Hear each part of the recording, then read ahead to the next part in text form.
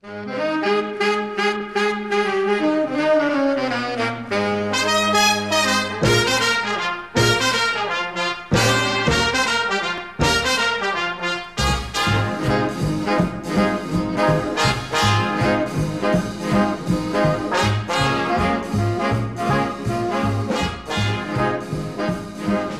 welcome to another edition of Nostalgia Alley. We have a very, very special show for you. Dr. Dennis Klein, Director of the Jewish Studies Program and Director of the Master of Arts Program in the Holocaust and Genocidal Studies of Kean University. It's a pleasure to have you on. I think when we hear of genocide and the Holocaust, we think of Germany immediately, and we ask the question, what made Germany an intelligent and sophisticated country susceptible to Hitler?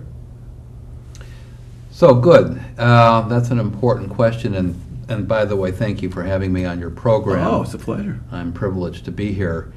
It's a good question. It's an important question. And I got to tell you, it's a very difficult question to answer.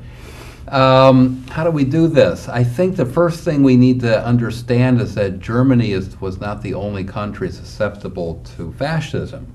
In fact, there is a tradition even in our own country that leans that way and did so in the 1930s. There was a tradition in England and in France and some of these other great centers of culture. So it's a big and difficult question about why some of our most advanced cultures actually seem to fall prey to this type of ideology. Germany does stand out because, after all, that's where the Holocaust originated. So we do need to go back to your question and deal with that problem. And I would say that it's a confluence of developments is the only way to begin to work at this, and we can unravel it, I suppose, if you wish. But, you know, the relationship between the majority, Germans, and minorities, Jews, has always been a bit fraught. Certainly in the Western world that's the case, but in modern Germany there was a particular problem there. Jews in Germany and Austria, I should say German Europe, and that would also include Switzerland, by the way, were very eager to accept the invitation around the last part of the 18th century to become part of Europe, their emancipation. Jews were eager and successful for the most part in integrating into that larger culture. But for traditional folks who regarded Jews as somewhat suspicious for historical reasons, the closer Jews got to the German mainstream, the more frightening it was for many, many folks. And so there is that problem where some folks begin to understand the usual process of social integration as a really, let's just say, type of infiltration. Why were they frightened by the Jews? Well, historically, Jews represented the arch enemy of Christian Europe. These were folks who many Christians believed had killed Jesus, never accepted the word, and therefore resisted advanced civilization, so to speak, and therefore were seen as the classic other. And so when you begin to work that idea, those beliefs, into the modern period in which Jews, for other reasons, were invited into the mainstream, then that kind of elixir of fear and proximity, I think, is what really frightened a lot of folks. Not only in Germany, I must add, but certainly in Germany. I would just say one more point about Germany. It went through a probably more difficult experience with World War I and after World War I than other nations, and that might distinguish Germany from other nations. Was there a jealousy with the Jews that they had the money and the working class didn't? I mean, did that enter into it? Was it an economic thing it entered into the Germans? It's certainly a stereotype. I think folks recognized, Jews as possessing money, more money than it might even appear, and therefore used that money to gain power. There are a lot of folks who believe that, and by the way, still believe that today. Sure, there is that kind of concern that therefore Jews, were concentrated power among themselves. the infamous Protocols of the Elders of Zion that was released in published form at the turn of the 20th century makes exactly these accusations, and many people really did believe that. So yeah, I think that people begin to see Jews as they've succeeded in Western Europe and in the United States. I should say again, for the most part, there are a lot of Jews that never did succeed. We actually were quite poor, like any other people.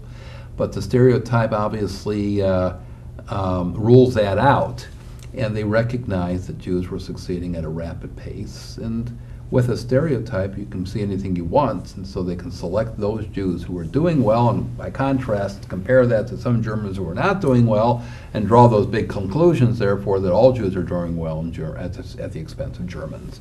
That's what stereotypes can do. The big question is, why did the people do absolutely nothing? There was mass slaughter of the Jews, trying to wipe out a whole population. The people just sat there, they did really nothing. Yes.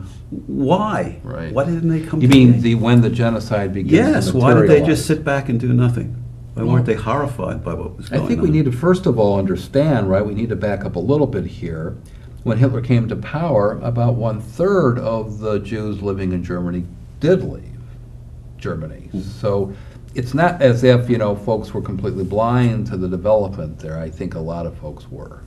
When Kristallnacht occurred in 1938, that was the pogrom or the assault against Jews in Germany and Austria, another third decides to leave. And so that's a significant number. I should add a little footnote here that a lot of Jews returned to Germany after Hitler came to power and after Kristallnacht, tragically of course, but a lot of people did understand that there was a menace growing in Germany. So a lot of people did leave. Others who didn't leave, we can look at the demographics if you wish. A lot of older folks remained in Germany for reasons that might be obvious. Starting a new life is difficult. Folks who were arriving from Eastern Europe, right, looking for a new life themselves, as they were in New York, for example, so too in Germany and the great cities of Western Europe, decided that that was a better future for them because it, by contrast, was better than what they were coming from. And so there's all these psychological, demographic, and economic reasons why people stay. Now we're talking about failure to respond. I mean, that's the big question in Germany. And also it's the question in Rwanda, where this is going on today, yes, and people aren't responding. There's a failure to respond. Yes. There's a saying, never again. Right. But it's happening again. You mean you and I not responding? Exactly. Well, that's a very... Or even other countries responding to the mass slaughter going on. I love the question, and I have to tell you that when I teach courses on Holocaust and genocide at Kean, I must spend a good 2/3 of the class asking that question. I'm not asking my students to sign up for some action, but I am asking them to consider why they are inclined not to sign up. And it's true. A lot of folks understood when Rwanda occurred in 1994 that it was something that didn't seem to matter to them. When the Holocaust occurred in the 1930s, as we know in retrospect, archetypical genocide, we know that folks weren't responsive until it was too late. It's a big problem. I'm going to wager a little bit of a response here. I think one of the reasons why is that Rwanda, how many people in your audience can even identify where this country is located? It's off the map, the radar, so to speak, for many of us. We don't know where it is. Now, that would mean that therefore it doesn't apply to me. That can't be the case for Germany. I think most people understood at the time where Germany was located, so people understood this. But there was a degree of anti-Semitism in this country in the 1930s, so some people felt not inclined to rescue folks who they didn't have a great deal of compassion or affinity with. I would say there was something to that. It's in a different continent. Look, people are back home worrying about their daily lives, and this was a Depression era in the United States. And so when something is, not in my neighborhood, it doesn't seem to always apply. I'd like to believe, as I think you would, that there's this kind of moral response, instinct here, that we would just, when we understand that there are problems in our time, we can do something about it. You know, we have to debate these problems and to figure out why we don't. Do you think one of the reasons is it doesn't affect us economically? Like Iran, there's oil. That's another problem. In Rwanda, there's nothing. Do you think that's another cause because the money isn't there? Yeah. I hate to say that, but... Well, look, there's a wonderful study that I asked my students to take a look at with me by Samantha Power, who is now in the National Security Council of the Obama administration. Wrote a Pulitzer Prize winning book called A Problem from Hell, and the subtitle is America in the Age of Genocide. And her argument, her study, is that for whatever reasons this country wants to come up with, we somehow find reasons not to get involved. One reason are national interests. If we don't have a stake in one part of the world or the other, some people argue that though morally we're free to respond as individual citizens, as a nation, that's not our responsibility. Our responsibility is not to help other people, but rather to protect our national interests. It's a really, I think it's a powerful argument. Power doesn't accept it. As I say, she's in the administration today, and she was in part behind the whole Libya episode in which this nation did play a role in trying to protect its citizens, and so she is encouraging us to think differently. But the truth is, right, most people understand that this is not our obligation. Now we think of the Holocaust and genocide. When did it first happen? I know it happened before Germany. Yes. And how did that start? Okay. So most historians would argue that the first genocide on record would be the... I didn't know there was going to be music to kind of provide some background. Sorry about that. For the conversation. Yeah, right. That's all right. The Armenian genocide is regarded by most historians as the first genocide in human history. That occurred during World War I in a part of the world that today we know as Turkey. Some historians, myself included, go back a little bit earlier, certainly to the 19th century, and some of the colonial adventures of the great powers in Africa, with some very frightening developments in Congo, Namibia, then known as German Southwest Africa, in which these great powers actually begin to exercise mass murder simply because somebody belongs to a people and for no other reason. That's how we basically define genocide. And so, we can go back to the 19th century. Some folks go back even earlier.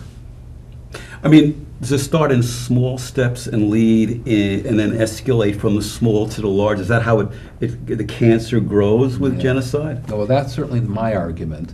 There are scholars who either understand genocide as something quite different, that is to say it's instigated by the state, and that therefore mobilizes the resources of the state to commit this great crime. But I agree. I think your question is really quite right about this. Okay, well, we got to take a break and we'll get back to this. So we're going to take a break right now and return with Dr. Dennis Klein.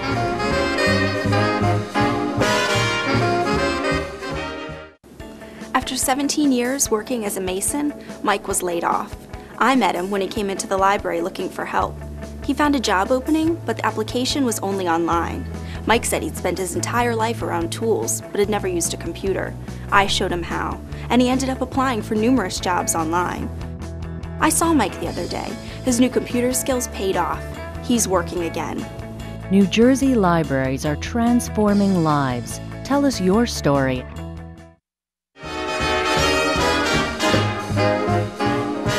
And welcome back to Nostalgia Alley. We left off talking about how horrors like the Holocaust start in small steps and escalate into larger steps. And we want to just finish that thought. Yeah, no, very good. And so briefly, right, you have on the one hand scholars who would argue that it begins at the top with indoctrination and propaganda and state mobilization of resources. But there are other scholars, more recent scholarship, and scholarship that I frankly support, that provides plenty of evidence that a lot of the, I think we can call these seeds of genocide, begin at the local level. And there's this interesting research about how neighbors begin to turn against each other over time. and perpetrates the greatest mass assaults. So I think it's a complicated problem, but I think there's something to that. I want to talk about your program. You're one of 3 programs in the entire United States. Tell me a little about what you're doing. Yeah, this is our master's degree program. We've been in business for about, let's say, 5 to 6 years. We currently have 14 students studying with us, not only about the Holocaust, but other examples of genocide. And we have graduated by this point some 10 students who are out there doing some really very interesting and important work. So we have developed this program. We know it's a specialized master's degree, but we also are aware, as many educators are, that it's really these specialized master degree programs that are becoming very, very marketable, I should put it, I guess, that way, in the 21st century. And so we're attracting some really interesting students, really from all over the world, who are showing a great deal of interest in what we're trying to do, and we are growing as a program and want to begin to make a contribution. What are some of the aspects of your program? What kind of program do we have? Yeah, so I think the core of the program, as it would be for I think any academic program, certainly on the graduate level, are those courses themselves. We look at the problem of genocide from a comparative perspective. So you asked the question about Rwanda, which is an important question. We would do that too, not only because we need to understand something about Rwanda, but we need to understand something about genocide and how that might, in this case, compare with the Holocaust. And what, for example, we can learn about the Holocaust if we were to study another example of genocide. So, for example, this problem how neighbors begin to turn against each other has really become a very important area of scholarship about the Holocaust. But we're learning a great deal about what Rwandan historians refer to as micro-annihilation. And so we're learning from them and begin to, in a sense, enrich the study of the Holocaust and even revise what we thought we understood about that subject by looking at other examples of genocide. Does jealousy play a part? Jealousy play a part in genocide? In how genocide grows? You know, I'm going to say not so much, but there's different opinions. What do you think the main reason it starts is, if it's not, say, jealousy? What would be that one thing that causes that to happen? Well, it's got to be a couple of things. As I say, there's our confluence, right? The so-called perfect storm. There would have to be some existing undercurrents of tensions between people. We talked about Germany and Jews over centuries. And usually there's an external event that, in a sense, lights the match, so to speak, and can become very combustible as a result. Could you give me an example of what that might be? Well, there's a very important study by Jan Gross called Neighbors, in which he looks at one town in Poland in 1941. It's called Jedwabne, and in that town, right, the non-Jewish, or the Poles living in that town, turned against their Jewish neighbors on one day, July 10, 1941, and proceeded to kill almost every one of their neighbors. There was that existing undercurrent, as the author Jan Gross indicates, over centuries, but in addition to that, there was all of this incredible hostility between the Germans and the Soviets, and how they played out that conflict in this one small town, and that seemed to have energized passions. And I should add one more thing. We often understand genocide as motivated by hate. It's hard to believe that there isn't that at play. But the truth is, it's more of a so-called crowd psychology that we begin to observe here. So that there are those few, right, that seem to, for whatever reasons, begin to understand their neighbors as suspicious and worse, perhaps traitors, and then once there is a certain degree of activity, others kind of join the bandwagon, peer pressure, whatever it might be. And so hate doesn't play quite the role that we sometimes believe it does in genocide. As I say, there's a great deal to the subject. We have so much more to learn, but it's a complicated one, and it's interesting to unravel that. Now, how has the involvement in genocide affected your personal life? Yeah, very good. I've been studying this question and problem for, well, really, I think most of my professional life, some 30 years. People have asked me the question, did I have relatives, for example, who were part of or caught up in the maelstrom of genocide in Europe, the Holocaust? And the answer is no, I did not. I was very lucky. Why the interest? Look, I actually believe that genocide is one of the signatures of the 20th century. It might well be, we hope of course it's not the case, for the 21st century as well. And so it's almost impossible to begin to understand even our recent past. Look how many examples of genocide have occurred since World War II, without understanding and coming to terms as much as we possibly can with the reality of genocide and its proliferation. I mean, it doesn't stop. So I think if we were to understand something about our time, our age, we just need to begin to address this. Personally, how does that affect you teaching the course? So personally, I happen to be very detached from it. I guess you have to be, right? Well, a little bit. They say be objective. They say that about surgeons too. I mean, how much can you, become sympathetic with your patient? You got to remain somewhat distant, or as we say, professional about it. Look, I'm teaching students to become emotional, and I accept that because it is a difficult subject for whatever personal reasons. But for me personally, it's let's just say it's a paradigm for the 20th century, and I find that to be intellectually very, very stimulating and important. If we want to, again, understand the 20th century, we can almost begin by looking at how genocide occurs and where, what the responses are or not, as we were talking about it, and what that says about who we are and where we might be going. So I think this subject is an intellectually a very engaging problem.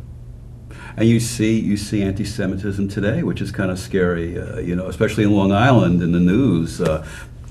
People trying to burn synagogues and putting swastikas on doors, and I mean, people never learn, do they? Right. I think we have learned a great deal. I mean, the fact that Samantha Power can write her book, to be recognized for it with a Pulitzer Prize, and now, appointed to a high position in our national government is, I think, testimony that a lot of people are learning from this past. Whether it's a complete, will we ever get to the point where war is no longer necessary? We know that that's probably not going to be the case. Will people stop, not liking each other and completely erase, their older prejudices and stereotypes? Likely not. And so, those embers continue to burn. But to the extent that you and I and some other folks, and yes, our program, can begin to look critically at these problems, including the question of why people tend not to respond, I think the more likely we will prevail in trying to dampen at least the tendency to kill. What point in your life did you decide to do this? Was there a certain thing in your life that said, gee, I want to teach this, I want people to know about this? Well, my doctoral work at the University of Rochester was focused on European history, itself an important subject. I don't think anybody needs to figure out why people become interested in, say, something like that. But I was also interested in Jewish studies at the time. This is in the 1960s and 70s.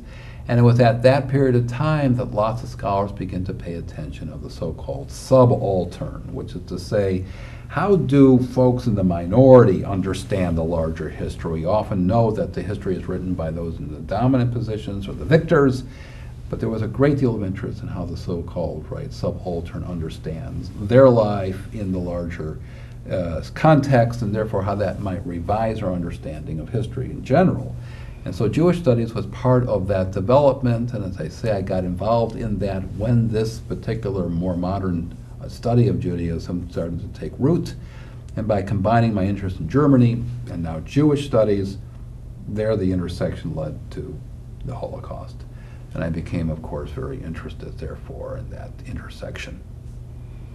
It's just hard to imagine the terror that people went through during the Holocaust, the lives that were changed. Yes. I mean, I remember after the war, they took the townspeople into the concentration camps and showed them hundreds, if not thousands of bodies stacked 10, 15 feet high. Yes. I mean, do you have any feelings or thoughts about that? The recognition of the people about the terror that went on under their noses?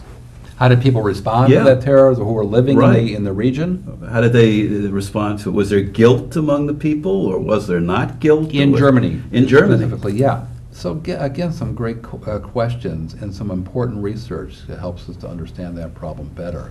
There were lots of folks living in the region. They could smell. Exactly. Right? The burning bodies. They could see with their very eyes, you know, the smoke coming from the crematoria. Yeah, there's no question that people were, speaking of in your backyard. Right in your backyard. There it is. Went on. Yeah. People were interviewed, are interviewed. We try to understand what their reactions might be, and believe it or not, some people cared. Some people tried to say something. Some people did say something. But a lot of other people, I mean, it's really got to be as something that you believe is going to threaten your own personal existence before you begin to react in a very serious and calculated way. So, look, people are concerned about getting the kids off to school, paying the bills, having a little bit of fun in life, paying attention to personal relationships. And so what's going up on top of the hill, it just, lots of people can just somehow, I mean, it's convenient to just block it out. I know. It's complicated. That's the scary part. It is scary. The blocking out of what goes on. It is definitely scary. We have about, I think, 1 minute, a little under 1 minute. We're going to have your websites at the end of the show where people can contact you. But just in general, how would they contact you? How would they get involved in your program?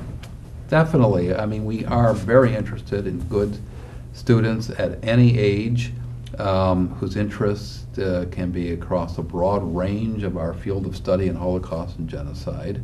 And people can get in touch with me. I suppose the best way is just to email me. Great. And I can make it simple by giving that email address. Okay, we have it at the end of the show. And you'll have it on. We will have it at the end of the show. Well, very good. We'll just go that way then. Terrific. With that. Well, thank you so much, Dr. Dennis Klein, Jewish Studies questions. Program at Kean University, an enormous university. I must say, I was very impressed when we went to see you. Yes, that's true. I had to check our passport halfway through. I noticed you didn't buy me lunch, but that's something else. That's the second show. Okay, very good. This is Mike Sobel saying thanks for joining us, and very heartfelt good night to everybody, and we will see you soon.